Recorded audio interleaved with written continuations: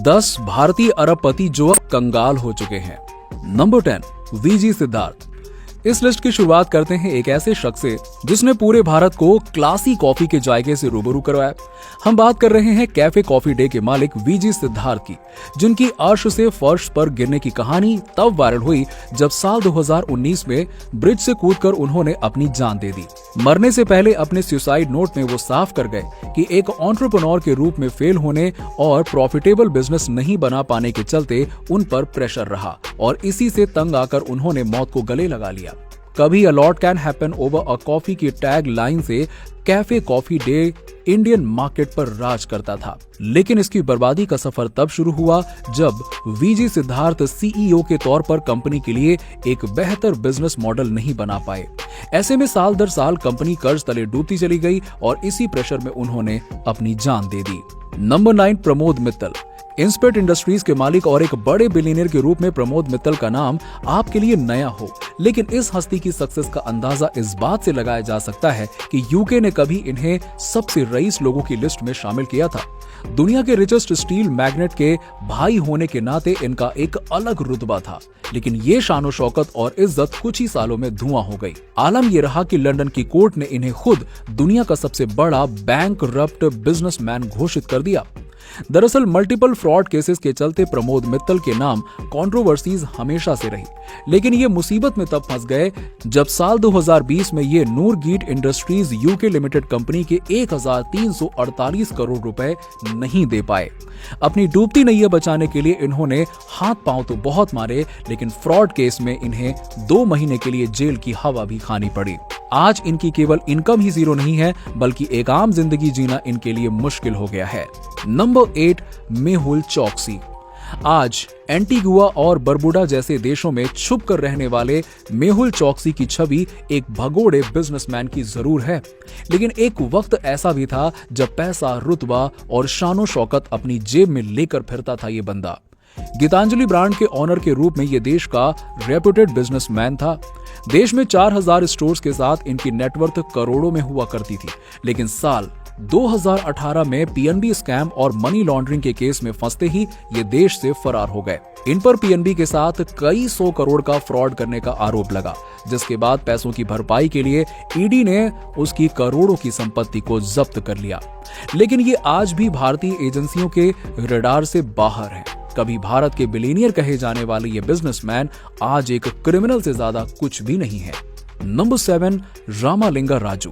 रामालिंगा राजू वो नाम है जिसका जिक्र कभी आईटी सॉफ्टवेयर वर्ल्ड में काफी शान से किया जाता था।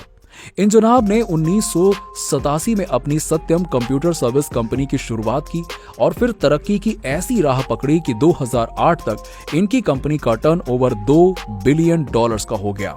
ये भारत की 4th लार्जेस्ट आईटी सॉफ्टवेयर के रूप में उभरी। ऐसे में जब एम्प्लॉइज इस कंपनी को नंबर 1 की पोजीशन पर लाने का सपना देख रहे थे, तब ये बर्बादी के सफर पर निकल पड़ी। दरअसल हुआ ये कि रियल एस्टेट में पैसा लगाने के लिए इन्होंने कई सालों तक कंपनी के अकाउंट में प्रॉफिट और रेवेन्यू के आंकड़ों को बढ़ा चढ़ा कर दिखाया।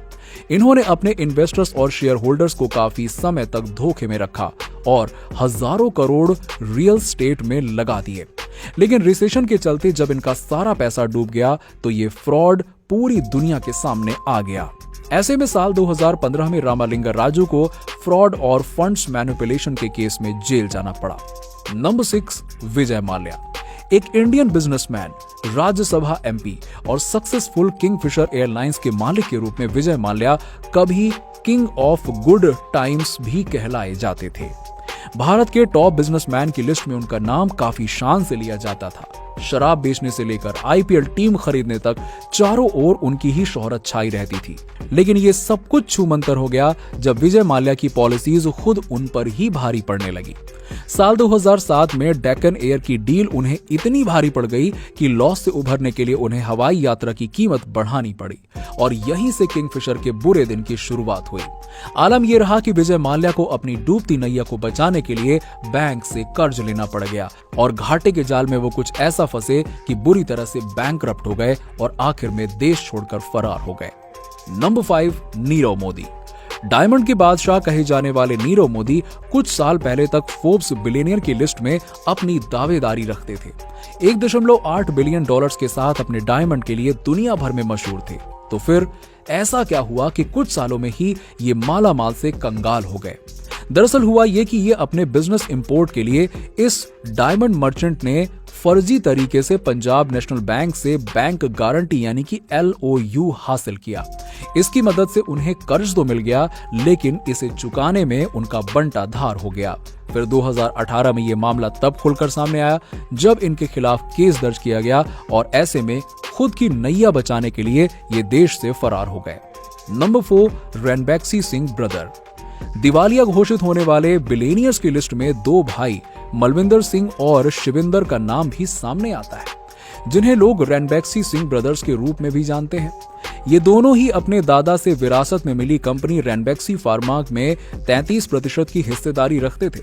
कंपनी का नाम इतना ज्यादा था कि साल 2008 में इनका टर्नओवर लगभग $2 बिलियन के करीब था। दोनों भाइयों से उम्मीद थी कि ये विरासत में मिले बिजनेस को 2 गुनी रफ्तार से बढ़ाएंगे, लेकिन हुआ ये कि दोनों भाई की बैड इन्वेस्टमेंट और वर्स्ट बिजनेस आइडिया से कंपनी कंगाल हो गई। नंबर 3, रमेश चंद्रा। $11 बिलियन की नेटवर्थ और $32 बिलियन की कंपनी टर्नओवर के साथ रमेश चंद्रा कभी रियल स्टेट जगत के बादशाह हुआ करते थे। इनकी कंपनी यूनिटेक भारत की दूसरी सबसे बड़ी रियल स्टेट कंपनी हुआ करती थी, जिन्हें इन्होंने 1971 में फाउंड किया था। दिन रात की मेहनत और स्मार्ट बिजनेस स्ट्रेटेजी से इन्होंने अपने बिजनेस को खड़ा किया और साल 2007 में जब इनका करियर पीक पर था, तभी 2008 के रिसेशन से इन्हें बहुत बड़ा झटका मिला। ऐसे में इनसे गलती ये हुई कि एक नुकसान से उभरने की बजाय इन्होंने टेलीकॉम सेक्टर में भी अपने पैर पसारने शुरू कर दिए और वहां वो औंधे मुंह गिर गए।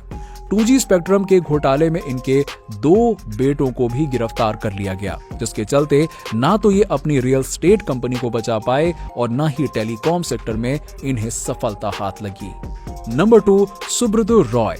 सहारा इंडिया परिवार, ये एक ऐसा नाम था जिससे कभी हर घर वाकिफ था। इसके चेयरमैन सुब्रतो राय न केवल बिजनेस जगत में धाक रखते थे, बल्कि भारत के सबसे पावरफुल लोगों की लिस्ट में उनकी गिनती होती थी। काफी समय तक इनकी लीडरशिप में कंपनी भी अपने गोल्डन पीरियड को एंजॉय कर रही थी। लेकिन सहारा की परेशानियां साल 2004 में तब शुरू हुई जब इनके लगभग 24,000 करोड़ के चिट फंड स्कैम की खबर दुनिया के सामने आई। सुब्रतो राय का सारा फेम और पावर रातों रात छूमंतर हो गया। सेबी ने जब केस हाथ में लिया तो सुब्रतो राय कोर्ट के सामने पेश होने में फेल हो गए और जिसके चलते उन्हें अरेस्ट कर लिया गया और हमेशा एसी की हवा खाने वाले सुब्रतो रॉय अपने फ्रॉड के चलते 2 साल तक बिहार के जेल की हवा खाते रहे और साल 2016 में पैरोल पर बाहर आए। आज इनकी हालत इतनी खराब है कि एक आम जिंदगी गुजर बसर कर रहे हैं और आज भी अपनी लीगल बैटल लड़ रहे हैं। नंबर 1, अनिल अंबानी। जब भी बिलियनियर्स की बैंकरप्सी का इतिहास लिखा जाएगा तो अनिल अंबानी का नाम उसमें सबसे पहले आएगा। कभी $42 बिलियन की नेटवर्थ के साथ ये जनाब फोर्ब्स के रिचेस्ट बिलियनियर्स की लिस्ट में हुआ करते थे। इनकी सक्सेस का ही बोलबाला था कि जल्द ही ये अपने भाई मुकेश अंबानी को भी तरक्की की राह में पीछे छोड़ सकते थे। लेकिन इनकी तरक्की को न जाने किसकी नजर लग गई कि राजा भोज से ये गंगू तेली बन गए। 2010 के बाद इनके करियर पर ऐसा ग्रहण लगा कि इनकी बनी बनाई सारी पॉलिसीज एक के बाद एक फेल होती चली गईं। स्ट्रेटजीज में कमी और रिलायंस जियो की सक्सेस ने इनकी टेलीकॉम कंपनी की कमर तोड़ दी और इसी के साथ वो भारी कर्ज के दलदल में फंसते चले गए। आलम यह रहा कि 2020 में यूके कोर्ट में उन्होंने खुद ही मान लिया कि वो पूरी तरह से बैंकरप्ट हो चुके हैं और उनकी नेटवर्थ 0 हो चुकी है।